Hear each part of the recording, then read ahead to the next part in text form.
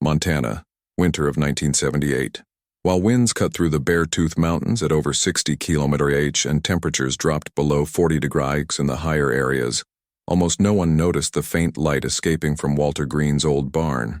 There, night after night, a constant glow remained lit, even when the ice cracked the ground and the cold broke the wood of the houses. In that remote village, the men faced winter as a rite of passage. Walter did the opposite. He built a cabin inside the barn. They called it cowardice. They said he was breaking down. They laughed. But during the week that the worst snowstorm in 45 years turned homes into frozen traps, Walter slept silently, without extra blankets, without crawling through the snow to gather firewood. And when the white dust settled, it was at his door that they knocked. The village of Twin Hollow, nestled in the mountains of southwestern Montana, has always been a place where men hardened early. There the wind bites, the ground punishes, and the rules are old. No one talks much, they just act. And what is expected of a man is that he faces winter as his fathers did, with fire, resilience, and faith. The houses are made of stone and rough pine. Firewood is still being stockpiled in October. If someone runs out, it's because they failed. If someone complains, it's because they don't belong there. Walter knew this. Son of George Green, a sheep farmer who had died 20 years earlier, frozen beside the sheepfold, waiting for a storm to pass. Walter was 42 years old, with a gray beard and the same heavy silence as his father, but there was something different about him. Walter was watching. When he chopped wood, he measured. When he lit the stove, he timed it. When the smell of the wind changed, he not only locked the windows, he calculated how long the heat would last inside the house. He served for a time in the U.S. Navy and engineering support units. He learned to seal structures, insulate heat, and deal with ice. But in Twin Hollow, that mattered little. What mattered was enduring, and what Walter did at the end of November 1977 didn't seem like strength. It seemed like giving up. The old family barn, a legacy from his grandfather, had been empty since the herd died. Walter spent days inside it, carrying tools, wood, barrels. No one knew what he was building. "What are you doing, building a bunker?" whispered a neighbor at the corner store. "Is he going to turn into a bat and sleep hanging upside down?" Another laughed. What no one expected was that, in the center of the barn, Walter was building a survival capsule. He used the remains of a curved military hangar, bought for a pittance in a nearby town. He assembled everything on a floor of planks with pressed sawdust. He didn't tell anyone. He didn't invite anyone to see. He just lit his lamp inside and moved in. From the outside, it looked ridiculous. A metal pipe surrounded by junk, emitting thin smoke from the ceiling. "It's a human pressure cooker," mocked Frank Dillard, the oldest carpenter in the village. "It'll turn into an oven when the sun hits that thing." Walter's lost his mind, they said in the bar. Last winter blew his head. The sister, who lived in Salt Lake City, called, worried. She had heard rumors. Walter simply replied, "I'm fine, and I'm warm." No explanation needed. There, asking for understanding was stranger than asking to borrow firewood. Deep down, no one was just mocking the capsule. They were laughing at the idea of surviving winter without suffering, without cracked hands, without freezing nights by the fire. And Walter slept with a thin blanket, inside a steel pipe, inside a barn, inside a world he didn't want to understand. Walter's house was solid. He had built it himself, 4 winters earlier. Thick, reinforced adobe walls, sloping roof, a central fireplace. From the outside, it looked sturdy. Inside, it seemed like a promise that wouldn't be kept. The wind seeped in through invisible cracks. Sometimes I would blow under the door so hard that I would blow out the candle in the kitchen. The fire burned all night, and yet in the morning the glasses on the shelf still had ice inside. It was a daily battle. Him, the axe, and the wet firewood. The house couldn't overcome the cold. It only delayed the inevitable, and that came at a high price. Walter burned almost 12 piles of wood a month, piles that he himself cut, stacked, and trimmed. An exhausting cycle, constant sweat, a race against time and the cold. It was at the end of October that he saw the gas truck stuck on the road, and he understood. The gas wouldn't arrive, and the snow was already approaching. That night he didn't sleep because he was cold. Not yet, but because of calculations. How many days could he heat the house with the firewood he had? How many cuts per week? How many nights would he stay awake at 3 a.m. to rekindle the fire? The numbers didn't add up. That's when he remembered an old conversation. A farmer in Idaho, years earlier, had mentioned a disassembled military shed, curved, steel frame, easy to assemble, easy to insulate. Walter remembered, and he thought of the empty barn. He went to Billings, searched warehouses, made connections. He found a farmer 2 towns south who was selling one for almost nothing. Walter offered $60 and 2 tools he didn't even use anymore. It took a week to transport the pieces, another week to understand how the arches fit together, 4 days to level the barn floor and cover it with planks. When the metal tube stood upright, 12 meters long, 4 meters wide, and 2 meters high at the center, it looked like something from another planet. Inside, he installed a heating drum with a chimney, shelves on the curved sides, and a lamp in the center. On the floor, blankets. On the door, a rubber seal. On paper, it was strange. In practice, it was pure mathematics. Less air volume, less firewood needed, more efficiency. But nobody saw that. Neighbors saw a man abandoning a solid house to sleep inside a corn silo. You're going to get roasted. It's going to freeze. He's going to die in there with the ceiling dripping. Walter did not answer. He took a test on the first night. Outside temperature, 15 degrees. Inside the barn, 5 degrees C. Inside the capsule, 9 degrees and rising. Total silence. No creaking wood, no wind, no ice running down the windows. The only sound that still existed was the judgment from outside.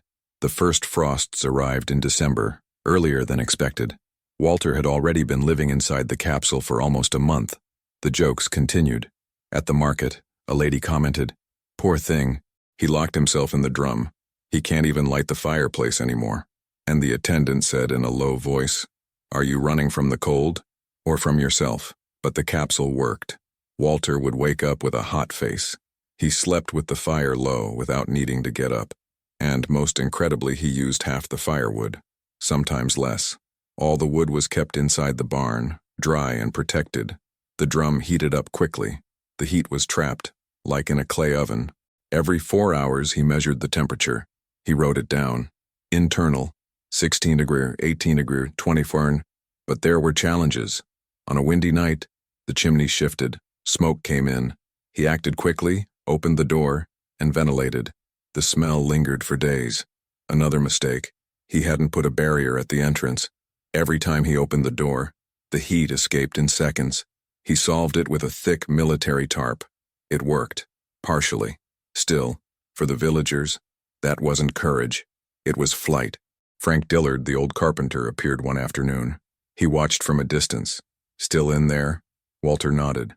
"Aren't you ashamed?" Silence. Frank tapped his knuckles against the curved wall of the capsule. "This place was made to store corn, not men. Corn doesn't feel the cold," Walter replied calmly. Frank snorted and left. But the worst was yet to come. Here is the adapted continuation of the second part of the story, now completely set in the United States, with names, locations, and context adjusted to the American region, maintaining 100% of the original essence. Between January 9th and 12th, 1978, the sky seemed to fall on Twin Hollow. The storm that AM radio stations had announced in a monotonous voice descended upon the mountains like a silent punishment. The winds exceeded 80 km/h. The wind chill reached 60 degrees Celsius, and the snow, heavy as frozen mud, swallowed everything. Roofs collapsed, the chimneys cracked, jammed doors became prisons. Inside each house, dinner was similar.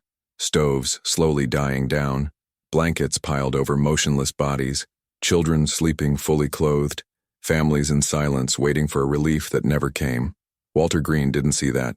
All he could see was white and silence, but he felt it. Inside, in the capsule, the world was a different one. The iron drum emitted a steady, dry, constant heat. The firewood, stacked with precision, burned cleanly. No smoke receding, no wind whistling through the cracks. The temperature, 20 seconds above zero, even when the glass of the oil lamp crackled with cold outside. Walter slept in complete cycles. I would wake up without any pain in my fingers. There was no need to run, decide, or pray. Just measure, feed the drum, and wait. For days, he saw no one. Not even the village dogs barked. It was on January 12th that she decided to document everything. He opened the black-covered notebook and wrote 06H, Ext, 43 degrees, int, 18 degrees. Firewood, 2.5 kilotenor. Ext, 47 degrees. Int, 21 degrees. Firewood, 2.22 got 2 p.m. External, 45 degrees C. Internal, 23 degrees. Firewood, 2.7 kilos, 6 p.m. External, 41 degrees. Internal, 20 degrees. Firewood, 2.3 kilo, 20 trees. Ext, 39 degrees. Int, 19 degrees. Firewood, 2.1 kilo, 0 degrees. Ext, 42 degrees. Int, 18 degrees. Firewood, 2.4 kilo, stable, mathematical, precise. But the real impact of that capsule wasn't in the numbers. I was aware of what was happening outside. Edgar Miles, 3 houses up, watched the roof collapse onto the living room. They all slept together on the kitchen floor, sharing a blanket with the dog. The wet firewood barely provided warmth. Carol Dunn, a widow, lost her back window. A sheet of ice shattered the glass. She sealed it with a damp cloth which froze in seconds. She slept with her face covered but woke up with cracked skin on her cheeks. The Stevens couple with 3 children tried to sleep in their car. The engine froze after 10 minutes. They crawled back in the dark, but their middle son, Jake, lost feeling in 2 toes. And at some point while they were trying to sleep, they all thought the same thing. Perhaps the barn owner wasn't so wrong after all. On the 15th, the sun finally came out, but it was a deceitful sun, weak, cruel. The cold still cut like a blade. Walter emerged from the capsule with his face covered. He pushed open the frozen barn door with effort. Outside, white silence. But, in the distance, a noise. An engine, then another one, and then a muffled cry. "Walter!" It was Tom Miller, distant first. A swollen face, dirty clothes, a sack of wet firewood on his back. He arrived at the door and simply said, "My house can't withstand another night." Walter looked for a moment. Then he pointed to the corner. "Leave your shoes outside." No speech. Sem revanche. No pride. Tom entered. The heat hit him in the chest like a warm punch. He stopped and looked around. "Have you been sleeping here all these days?" "Try." "And it didn't freeze?" Walter simply looked at the thermometer and replied, "Not even close." On the 16th, the village began to stir. Men pushing against jammed doors. Shovels digging narrow passages. Radio stations are back in operation. But the houses looked like broken ghosts. Chimneys burst. Walls swollen from frozen water. Trucks buried up to their sides. Families with dark circles under their eyes, purple fingers, and furniture burned to keep warm at night. It was in this setting that Frank Dillard, the old carpenter who had mocked the capsule, appeared with a dented coffee can in his hands. Inside it, scraps of firewood. Walter opened the door. Frank looked up and said, "I need 2 hours. My daughter, she won't stop shaking." Walter opened the door a little wider. Frank went inside. He sat down. He felt the heat rising from the drum. He looked in silence. No laughing. Without denying it, he murmured, "This shouldn't work so well." Walter replied, "Place the firewood near the drum. It dries faster." Frank nodded, and he stayed there. 2 hours, without saying anything more. Then he left, saying only, "Thanks." Over the next 2 days, 7 more arrived. The Stevens family with 3 children slept one night in a corner, separated by blankets and makeshift partitions. They wept silently at dawn, weeping with relief. Carol Dunn returned. She brought a jar of tea. She left it on the shelf. She sat for half an hour, and left without saying a word. And then on the 20th, Rick Daniels arrived. The same one who, months before, had said in the bar, "A real man faces winter. He doesn't hide." His fingers were bandaged. 2 socks were layered on top of each other. His face was cracked. He stopped at the entrance. He looked at Walter and said, "My house isn't safe. I only have wet wood." Walter took off his hat. "Who's with you?" "Me, my wife, and my granddaughter." "There's room for everyone." Before entering, Rick looked at the steel capsule. "It seems like something from another planet, but it's the only one that worked." Walter did not respond. It simply opened up space. That night, 4 people slept inside, and nobody talked about the past. 5 days later, the machines arrived. When the road finally opened, government vehicles entered the village carrying supplies, gas, and blankets. But contrary to expectations, they did not go straight to the community center. They went to Walter Green's barn. One of the inspectors from the Rural Management Department entered with a clipboard in his hand. The steel capsule circulated. He took photos. He touched the structure. "What is the average temperature?" Walter answered without lifting his eyes from his notebook. Between 18 and 22, with 3 to 4 kilon of firewood per cycle. How many people have slept here? 8 at most. Total firewood consumption since the start of the snowstorm? Walter flipped through the pages. Everything was written down. 112 kilos.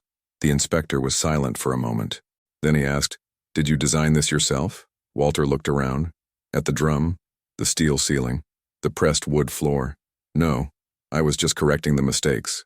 The inspector nodded slowly. "Let's document this. Maybe other people can use this idea." Walter did not respond. He simply started writing again. The capsule didn't make headlines. There were no news reports, no awards, no tributes. But something started to change. What used to be a source of jokes has become a point of curiosity. Curiosity turned into silent respect.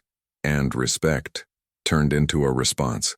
At the end of March, James Holloway, a farmer from a neighboring town, showed up with 2 helpers. They spent the morning measuring the inside of Walter's barn. They didn't ask for permission. They simply waited for him to nod discreetly with a gesture of his head. "I don't have steel, but I have galvanized roofing sheets. I'll try something similar," said James. Walter replied without emotion, "If you need to seal the edges, use tow mixed with clay." James nodded, and he left. In May, the Montana Department of Rural Infrastructure published a technical bulletin, High Thermal Efficiency Shelters, a real-world case study in Twin Hollow. It included capsule diagram firewood consumption per cubic meter, temperature charts recorded hourly, recommendations for sealing, insulating, and utilizing agricultural structures. The material was distributed through local radio stations, agricultural fairs, and rural associations. Some laughed, at first, others filed them away, and some built it. By the end of the following year, 4 new capsules had been erected in the region. None are alike. None are perfect, but all with the same principle: less space, less loss, more heat. Walter Green did not become a celebrity. It never appeared on television. He was never invited to give lectures. He never told his story to newspapers. But its capsule was being reproduced. And in Twin Hollow, a new question arose among the neighbors every winter. "Where are you going to stay cold?" And more often the same answer was heard: "I'm seeing if I can do something similar to Walter's." He never returned to his old house. He sold the structure to a young couple willing to renovate it. He preferred to stay in the barn. He was a miner, even uglier. Uncomfortable, some would say. But for Walter, it worked. The capsule was reinforced with an internal wood lining. He built a small vestibule. He installed a rack above the drum for drying clothes. Minor adjustments. Silent. Precise. At the end of the day, he would sit with his notebook on his lap, writing as always. Temperatures, consumption, improvements. Because I never wanted to prove anything. I just didn't want to freeze to death. High in the mountains of Montana, the cold is unquestionable. No debate. It doesn't ask who you are, if they laughed at you, or if your idea seems right. Just come in. Put out the fire. Silence is given to those who do nothing. Walter Green never wanted to be different. I just didn't want to freeze it. And sometimes, in the end, what separates the ridiculous from the brilliant? It's just the time it takes for someone to knock on your door. If even in the most brutal winter a simple idea saved lives, imagine what you can learn here. So sign up now, because the next story could make all the difference when no one else knows what to do.